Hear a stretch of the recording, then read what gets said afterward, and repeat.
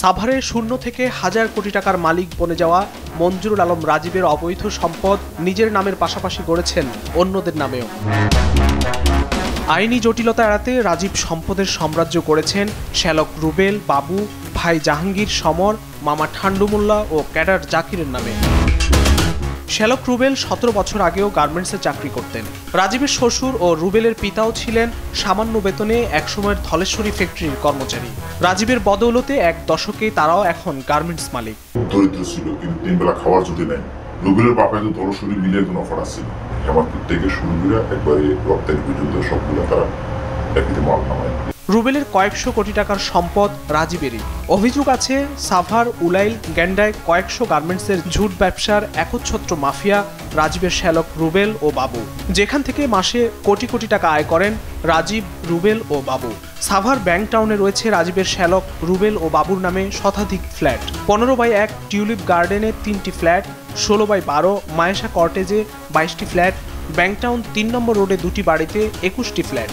মালিহা নামের এই বাড়িতে 3টি ফ্ল্যাট, যেখানে রুবেল নিজেই থাকেন। 10 নম্বর রোডে 11 কোটি টাকা মূল্যের 3টি প্লট। 3 নম্বর রোডের 6/1 জোড়া বিল্ডিংয়ে 42টি ফ্ল্যাট। ব্যাংকটাউনের এই টিনশেড মার্কেট দখল করে মাসে লাখ লাখ টাকা আয় করেন রুবেল। এই গরুর ফার্মটিও রুবেলের। এই পরিত্যক্ত বাড়িটিও দখলে নিয়েছেন রুবেল বাবু। সে হচ্ছে সাভারের একমাত্র ত্রাস। রাজীব এই জমিতে দখল করবে বা কি করবে, লোকজন ভয়ে সে এলাকা ছাইরে পালাই যায়।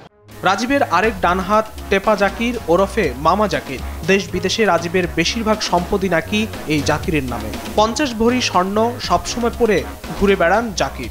আত্মীয় না হয়েও রাজীবের রাজ রিয়েল এস্টেটের এমডি এই জাকির। শুধু তাই নয়, জাকির রাজীবের অনেক ব্যবসা বাণিজ্য দেখাশোনা করেন। 15 বছর আগেও জাকিরের পরিবার চালানো যেখানে দায় ছিল, সাভার জিরাবো ফুলপুর এলাকায় কয়েক একরের উপর গড়ে তোলা এই বিলাসী বাড়ি ও গরুর খামার চোখ বদলে দেবে। রাজীব সমরের চাঁদাবাজি, টেন্ডারবাজি ও সব ব্যবসার কেশিয়ার হওয়ায় জাকিরের ভয়ে তটস্থ থাকেন এলাকাবাসী।